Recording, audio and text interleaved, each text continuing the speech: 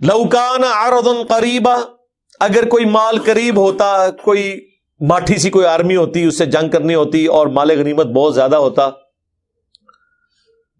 وسفرا قاصدا، اور سفر آسان ہوتا، لتبعوک، تو اے نبی یہ تیرے پیچھے پیچھے چلتے، ولکن بعدت علیہم الشقہ، لیکن اب انہیں مسافت بڑی دور لگ رہی ہے. ظاہر ہے مسافت تو دور ہے بھی تھی، لیکن اس سے بڑی تکلیف ان کے لیے تھی کہ یہ سپر پاور سے ٹکرانا ہے. وَسَيَحْلِفُونَ بِاللَّهِ، اور یہ ضرور ان قریب قسمیں کھائیں گے اللہ کی.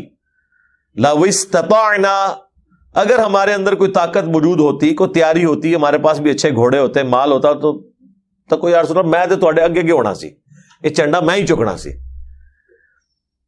لَخَرَجْنَا مَعَكُمْ، تو ہم ضرور آپ کے ساتھ نکلتے.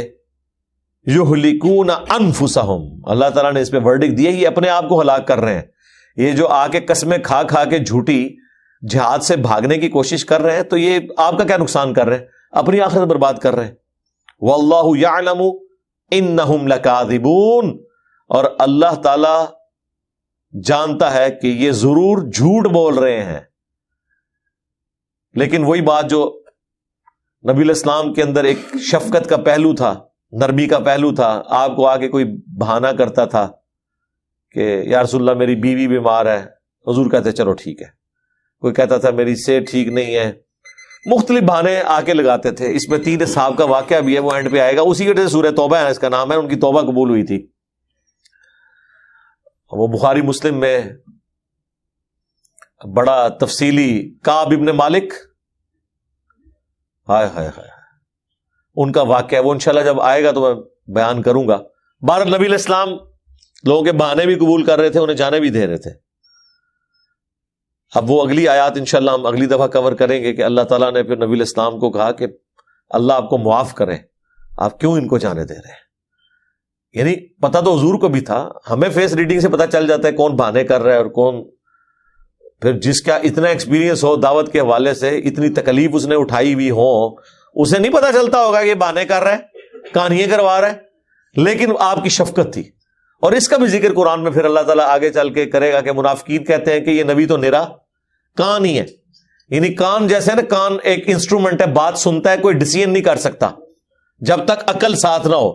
تو کہتے تھے نعوذ باللہ نبی علیہ السلام بھی کان ہی کان ہے، بس بات سنتے ہیں، اپنی عقل کو یوز نہیں کرتے کہ ہم ان کے ساتھ جھوٹے بہانے کر رہے ہیں اور جو کہانی کرا رہے ہیں وہ کہانی لے بھی دیں ہماری. تو اللہ تعالیٰ نے اس کے اوپر پھر ورڈکٹ دیا ہے کہ نبی کا کان ہونا تمہارے لیے رحمت ہے. ٹھیک ہے، اگر یہ واقعی اس طریقے سے تمہارے ساتھ جرا کرنی شروع کر دیں تو پھر پتہ چل جائے گا یہ نبی علیہ السلام کی شفقت ہے. اچھا، حضور کی شفقت اس لیے بھی تھی کہ حضور کو پتہ تھا ٹھیک ہے یہ نہیں بھی چلیں گے اللہ میری مدد کرے گا. اپنی آخرت برباد کر رہے ہیں نا، میرا کیا بگاڑتے. تو اس میں پھر وہ 3 اصحاب بھی تھے جنہوں نے بہانہ کیا. پھر وہ رکت انگیز ان کی وہ داستان ہے، وہ انشاءاللہ جب آئے گی تو بیان کریں گے. اللہ تعالیٰ سے دعا ہے جو حق بات میں نے کہی ہمارے دلوں میں راسخ فرمائے. اگر جذبات میں میرے منہ سے کوئی غلط بات نکل گئی، اللہ تعالیٰ ہمارے دلوں سے محو کر دے، یعنی دھو دے، اور ہمیں معاف بھی فرما دے. سبحانک اللہم و بحمدک، اشہد ان لا الہ الا انت، استغفرک و اتوب الیک، وما علینا الا البلاغ المبین. جزاکم اللہ خیرا.